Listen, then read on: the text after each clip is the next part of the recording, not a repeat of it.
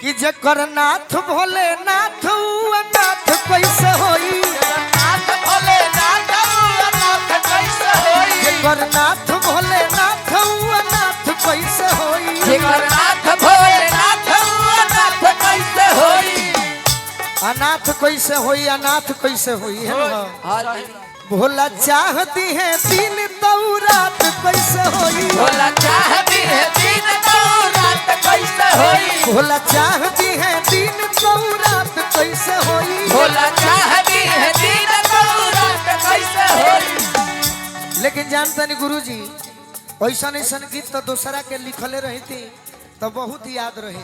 बाकी हमारा घरवा के माई बहनी को गाड़ी गावेली सब पटना के नाश्ता बड़ी नामी हो नाश्ता कोला बजई हो पटना के नाश्ता बड़ी नामी हो नाश्ता कोला बजई हो नाश्ता के बड़ाई अपन दीदिया से कही हो के बड़ाई अपना दीदिया से कही हो अरे मुहवा से छूटे लगी पानी हो नाश्ता कोला बजई हो हवा से छूटे लगी पानी हो नाश्ता कोला बजई हो।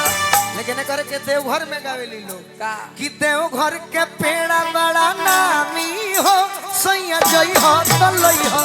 देवघर के मेरा बड़ा नामी हो जय हो चलई हो अरे देवघर के पेड़ा बड़ा नामी हो सैया जई हो तो लई हो देवघर के मेरा बड़ा नामी हो जय हो चलई हो कि नहीं ले अइबा हो बाजाई छुरी छुरी हमरा के लई हो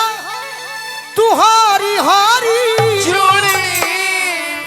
अरे की बतिया तू जानी तू भूलई हा देवघर जई हा त लई हा चलई हो देवघर जय हो चलई हो देवघर के पेड़ा बड़ा नामी हो सैया जई हा त लई हा देवघर के मेरा बड़ा नामी हो जय हो चलई हो कि बाबा के कृपा से कुछ नहीं खे कमी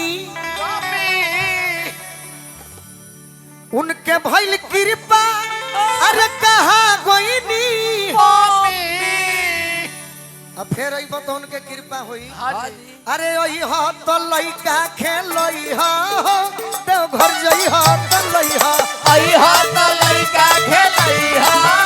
देवघर जय हो चलई हो देवघर के पेड़ा बड़ा नामी हो जय हो चलई हो देवघर के पेड़ा बड़ा नामी हो जय हो चलई हो देवघर के पेड़ा बड़ा नामी हो जय हो चलई हो देवघर के पेड़ा बड़ा नामी हो जय हो चलई हो। आई शिवम भैया आगे के